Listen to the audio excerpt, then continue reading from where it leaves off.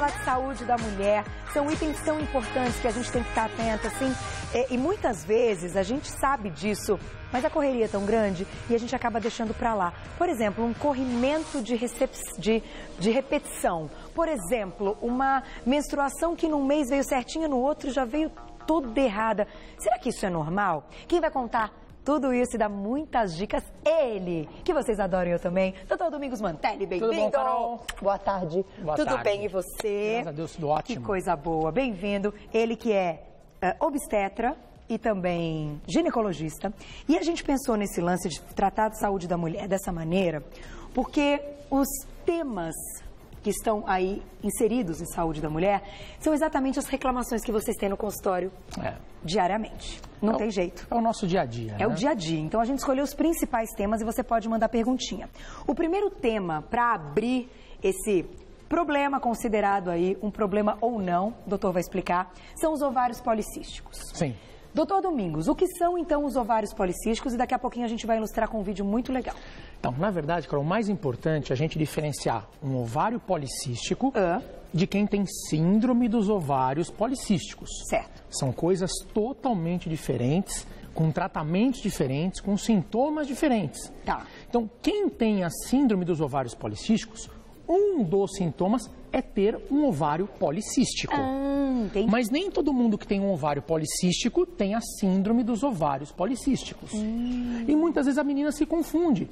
Ela faz um ultrassom e vê o ovário micropolicístico, ela já acha que ela tem a síndrome dos ovários policísticos.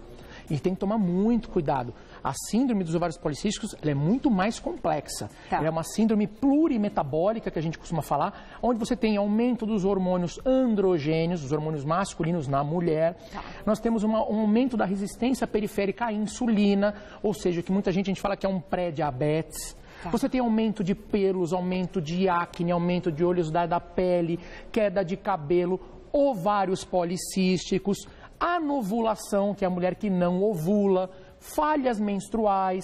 Então é muito mais complexo do que simplesmente ter um ovário com cistos, chamado de policístico. Perfeito. Neste caso, vamos colocar o nosso vídeo então, para a gente entender como é esse ovário policístico, para você dizer quais são os tratamentos. Olha lá, Certo. pare quando quiser, doutor.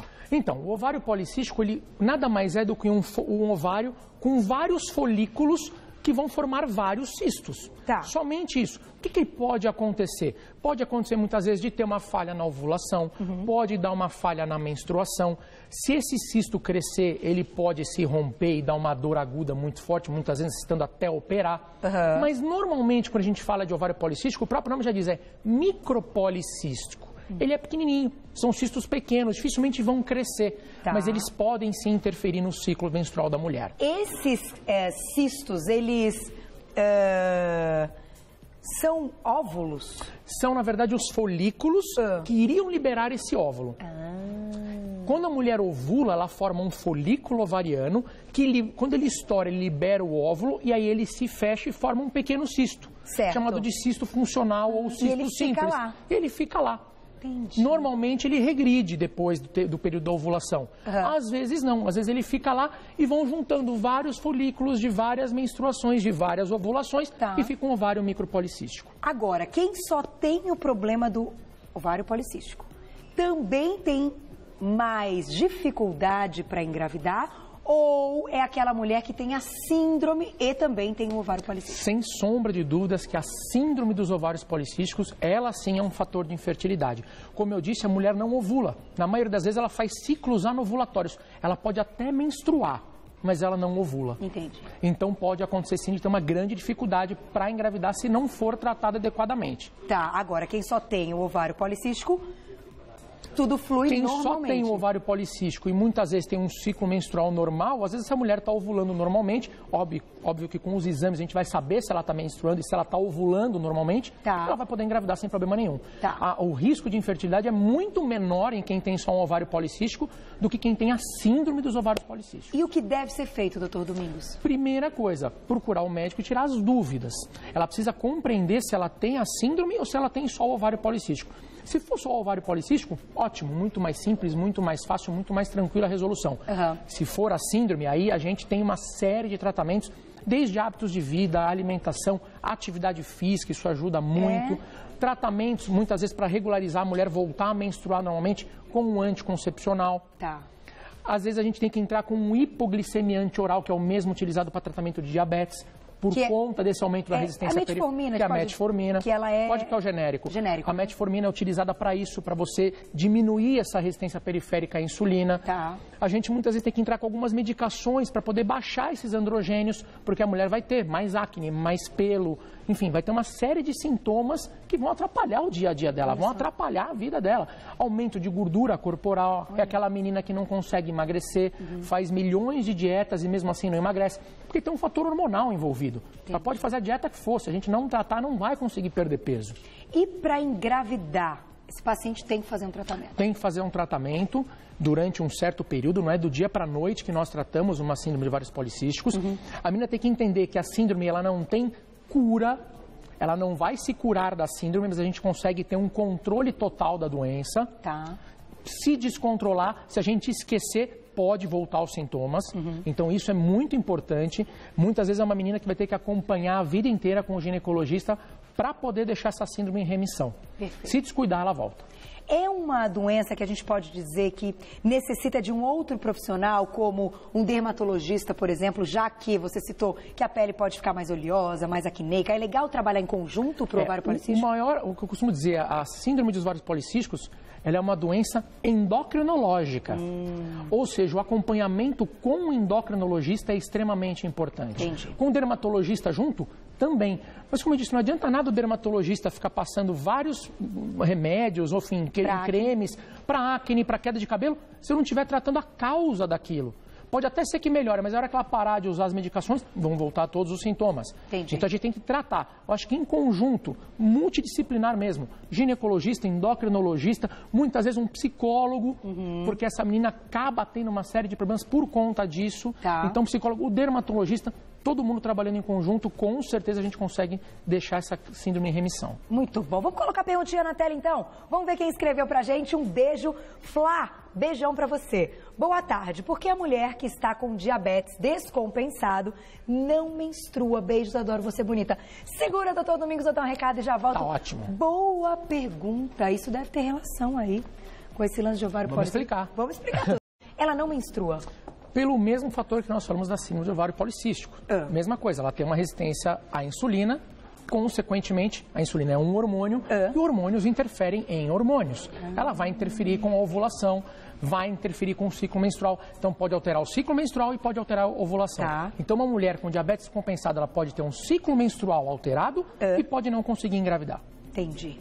E tem que procurar tratamento, como o doutor Domingos falou, tem tratamento. Sempre. Vamos para o próximo vídeo, que é o nosso próximo tema. Vamos ver qual é que a gente escolheu na tela, então. Pare quando quiser. Vamos deixar o vídeo seguir, que a gente já vai contar para vocês do que a gente vai falar agora. Candidíase. Candidíase. Isso é negócio sério. É o mal do século da mulher, Esse é um negócio sério, meu Deus, que coisa. E aí, doutor Domingos? Então, a gente tem que entender que a Candida albicans... ela habita a vagina da mulher, a flora vaginal, naturalmente. Ela faz parte da flora vaginal da mulher. Se alguma coisa acontecer, se a imunidade abaixar, se o ambiente ficar propício para que ela se prolifere mais do que deve, essa cândida vai causar o corrimento. Ela, em grande quantidade, ela é maléfica.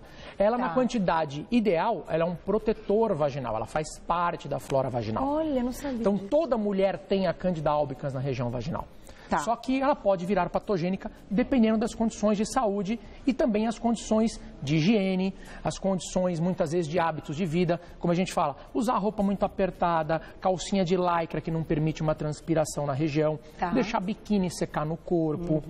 Tudo isso são fatores que deixam a região mais quente, mais úmida e um ambiente propício para a proliferação fúngica e, consequentemente, dá o corrimento vaginal. A gente pode chamar candidíase de corrimento e corrimento de candidíase? Na verdade, a candidíase é um tipo de corrimento. Nem todo corrimento é candidíase. Nós temos vários tipos de corrimentos na mulher, vários tipos, causada por diversos tipos de patógenos, por fungos ou bactérias. Agora, a candidíase é um deles. Então, a candidíase é sim um corrimento vaginal, mas nem todo corrimento é causado pela cândida. E a gente tem aqui, para exemplificar, o corrimento. Na verdade, a gente ficou pensando, poxa vida, tão isso difícil é uma ilustrar, clara de ovo, né? Então, para dizer assim, a mulher fala assim, mas eu tenho um corrimento normal. Não, o normal é a mulher não ter corrimento. Ela não pode ter corrimento vaginal. O que é normal é uma secreção vaginal incolor, parecida com uma clara de ovo, sem cheiro, que não coça, principalmente aumentada no período da ovulação. Então isso aqui é normal. Isso seria o normal, desde que ela seja incolor, sem cheiro, sendo uma quantidade normal que aumenta no período ovulatório. Certo. Isso seria o normal. Isso não é corrimento, é uma secreção vaginal.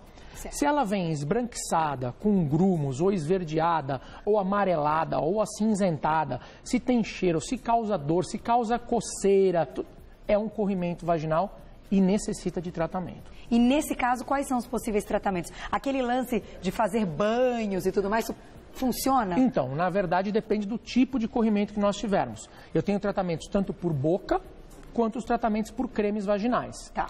Os banhos de assento também, que são os tratamentos tópicos. Muitas vezes eu preciso associar todos. Muitas vezes eu preciso tratar, inclusive, o parceiro sexual. Ah, é? Porque o que acontece? O homem, por exemplo, da candidíase, o homem, muitas vezes, ele é portador são.